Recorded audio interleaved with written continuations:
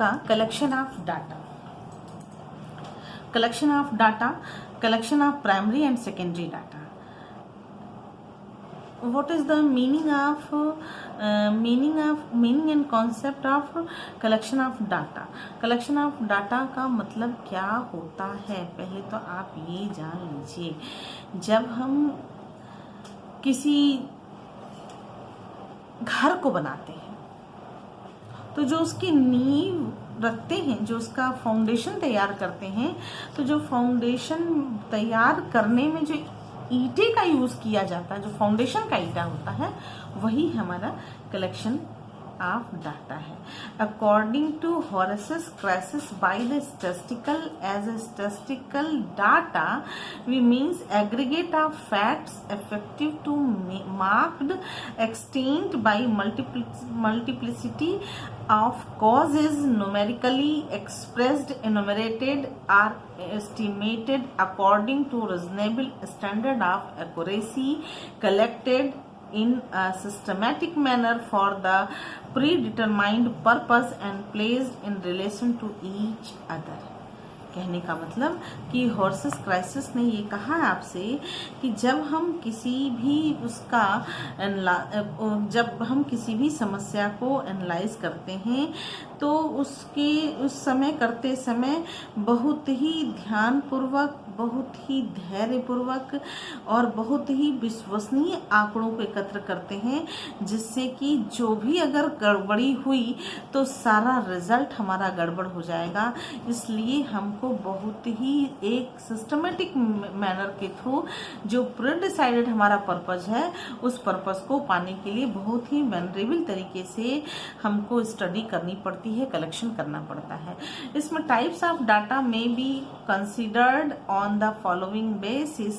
पहला ही है on the basis of organisation of data, on the basis of organization of data, on the basis of source of data, on the basis of collection of data, on the basis of characteristics of data, other types of data। 5 तरीके हैं।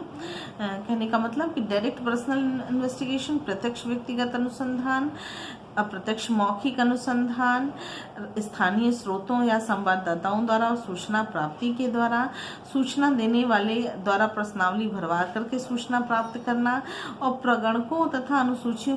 आप एक ऐसे example समझें बच्चों, एक घर घूम करके सर्वे किया जाता है, और सर्वे में आता था, पूछता था एक्सक्यूज मी मैम आप कौन सा मंजन यूज करती हैं, तो जो उसको आपसे भी जानना है कि आप कौन सा मंजन यूज करती हैं, उसका यानी कि उसका जो प्रोडक्ट है वो आप लोगों के बीच में पॉपुलर है कि नहीं वो भी चेक करना है, और फिर उसको अपने मंजन के प्रमोशन के लिए ये बताना है कि जो मंजन आप यूज कर रही हैं उसकी ये डिमेरिट्स हैं, उसमें ये कमियां हैं, और जो मेरा मंजन है वो कितना यूजफुल है, और आप इसको करिए तो इसका क्या बेनिफिट आपको मिलता है, वो सारा कुछ डिक्टेट करता है।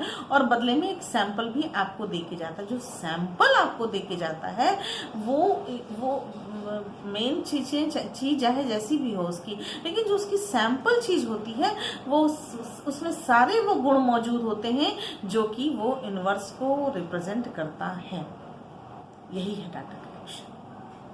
अब इसका कलेक्शन का जो तरीका है वो कैसे किया जा रहा है, डायरेक्ट किया जाता है, क्वेश्चनेयर वे से किया जाता है, क्या बोलते हैं ओरल किया जाता है, घर डोर टू डोर घूम करके किया जाता है, कैसे किया जाता है ये सारा कुछ निर्भर करता है बिजनेस के नेचर पर।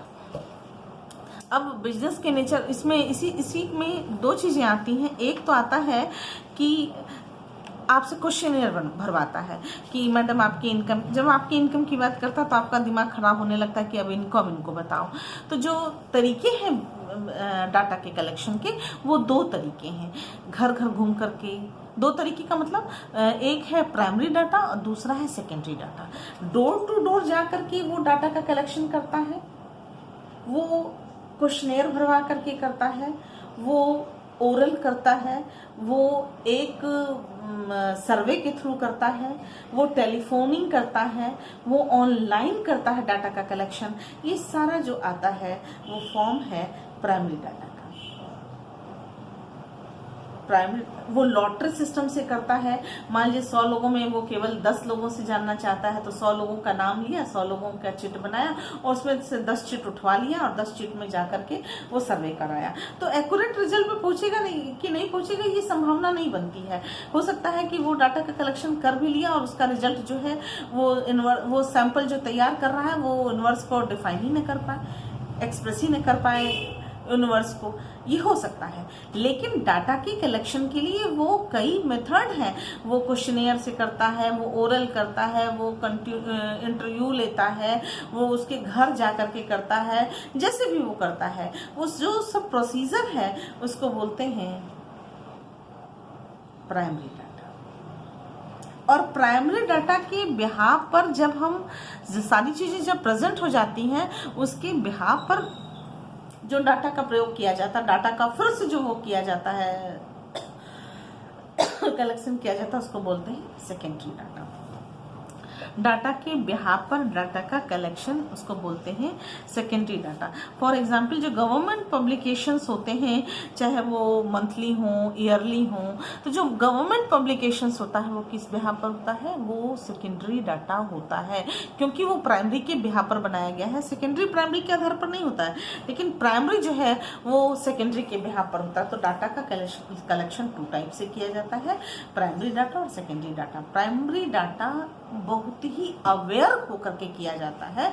अगर जरा सा भी चूक हुआ तो सेकेंडरी डाटा चूंकि उस पर निर्भर है तो वो भी गड़बड़ हो जाएगा। इसलिए डाटा का कलेक्शन जो है उसमें अवेयरनेस का होना बहुत जरूरी है। नेक्स्ट टॉपिक है आपका editing of data. Editing of data, classification of editing of data. Data को कैसे एडिट किया जाता है।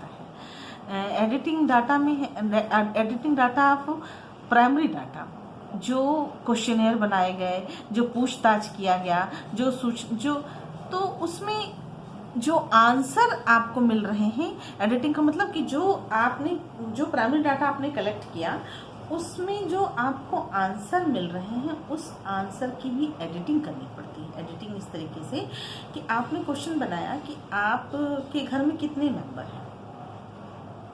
आप एक डाटा कलेक्शन कर रहे हैं, एक फैमिली का दरवाजा खटखटाया, नॉक किया आपने और आपने पूछा आपके घर में कितनी मेंबर हैं।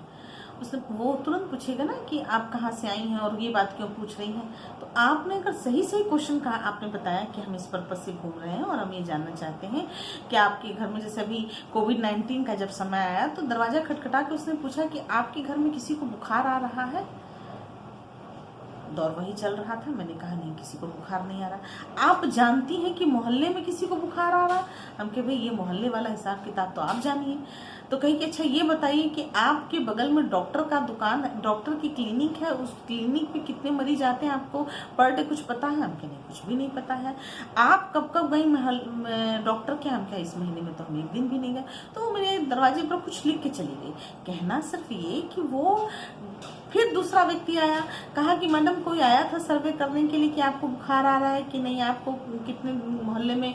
तो जो प्रश्न उसने हमसे पूछा था वही प्रश्न उसने हमसे पूछा कि कोई आया था पूछने के लिए। तो हमने कहा हाँ पूछने के लिए आया था। तो उसने फिर टिक कर दिया। तो कहना सिर्फ ये है कि यहीं पर डाटा की एडिटिंग शुरू हो गई। यहाँ पर एडिटिंग शुरू हो गई कि क्वेश्चन जो बनाया गया, अब हम आपको वहां से यहाँ ले आए सब्जेक्ट पर, कि जो डाटा का कलेक्शन किया गया उसको एडिट भी किया जाता है। कि जो क्वेश्चन पूछा जा रहा था कहीं ऐसा तो नहीं कि जो आंसर देने वाला था वो किसी के दबाव में था, भ्रम में था, उदासीन था, लापरवाह था, जो मन में आया भर दिया, जो मन में आया लिख दिया, जो मन में आया बोल दिया। ऐसा तो नहीं था ना कि वो बायस था। तो ये सारी चीजें जो है वो पार्ट ऑफ एडिटिंग होती है। ये भी बच्चों आप देख लीजिएगा कि डाटा का जो कंप्लीट नॉलेज दे रहा था कि नहीं, जो एडिटिंग जो डाटा कलेक्ट कर रहे थे वो उसमें जो एक्यूरेसी थी कि नहीं, डिग्री ऑफ एक्यूरेसी क्या थी, अप्रॉक्सीमेशन क्या था, स्टैटिस्टिकल एरर तो नहीं था। ये सारी चीज़ों का भी चेकिंग किया जाता है। इसको बोलते हैं डाटा की एडिटिंग। अब इसका है classification and tabulation of data. Classification of data और टेबुलेशन ऑफ डाटा दो पार्ट हैं क्लासिफिकेशन और ऑफ डाटा के। उसमें object of function of classification, आंकड़ों को, जो हमारा डाटा है उसको सिंपली करने के लिए, सिंपल बनाने के लिए, और सिंपल और शॉर्टकट, डाटा बहुत ज़्यादा कलेक्ट हो गया और डाटा का कलेक्शन तो बहुत ज़्यादा हो गया, लेकिन उसमें सिंपलिसिटी है कि नहीं, कि एक सामान्य व्यक्ति भी देखे तो समझ जाए कि डाटा किससे जुड़ा हुआ है, और वो आंकड़े जिससे जुड़े हुए हैं उसको वही, जिससे जुड़े हैं वही एक्सप्लेन कर रहे हैं।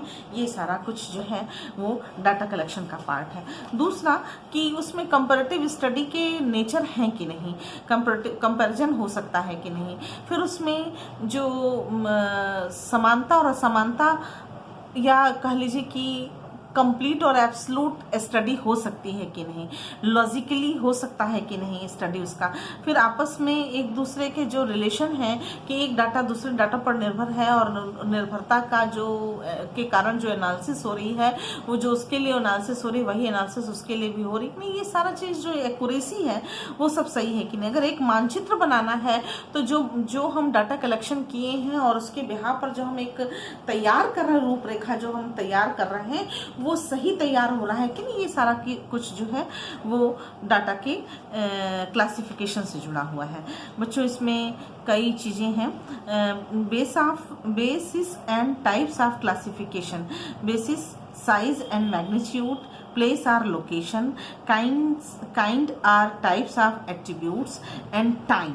ये quantitative classification, graphical classification, descriptive classification और क्रोनोलॉजिकल क्लासिफिकेशन, ये तीन चार पार्ट हैं। इसके बाद इसी का लास्ट टॉपिक आता है डाटा कलेक्शन के ही, कि स्टैटिस्टिकल सीरीज तैयार किए जाते हैं। टाइम सीरीज, स्टैटिस्टिकल सीरीज का मतलब टाइम सीरीज तैयार किए जाते हैं। मान लीजिए बच्चों कि हमको टाइम सीरीज कैलकुलेट करना है, तो जब हम टाइम सीरीज कैलकुलेट करते हैं, टाइम सीरीज समय के आधार पर जब हम आंकड़ों के व्यवस्थित क्रम, आंकड़ों को जो टाइम के आधार पर, समय के आधार पर जब हम अपने डाटा का अरेंजमेंट करते हैं तो उसको बोलते हैं टाइम सीरीज। 91 में पॉपुलेशन सेंसस आया, जनगणना हुई, फिर 2001 में हुआ, फिर 2011 में हुआ। तो जो 10-10 साल का हमारा वो है, उस पर जब हमारा जनगणना होती है तो जो पॉपुलेशन आता है वो देखिए लगातार इंक्रीज कर रहा है। तो समय के आधार पर जब डाटा का एनालिसिस किया जाता है तो उसको बोलते हैं टाइम सीरीज। और जब समय स्थान के आधार पर, यानी कि जब हम ज्योग्राफिकल डाटा को एनालिसिस करते हैं तो स्पेशियल सीरीज कहते हैं, और जब हम परिस्थितियों के आधार पर तो उसको हम कंडीशनल सीरीज कहते हैं। ठीक है बच्चों, ये तीन हैं, spatial, time and conditional series. और जब डाटा का कंस्ट्रक्शन के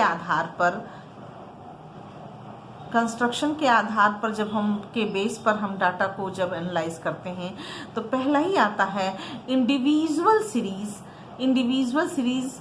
उसमें भी इस तरीके से आप लिख सकते हैं, टाइम के अकॉर्डिंग, अल्फ़ाबेट के अकॉर्डिंग, फिर है इंक्रीजिंग, डिक्रीजिंग, इस तरीके से जब हम करते हैं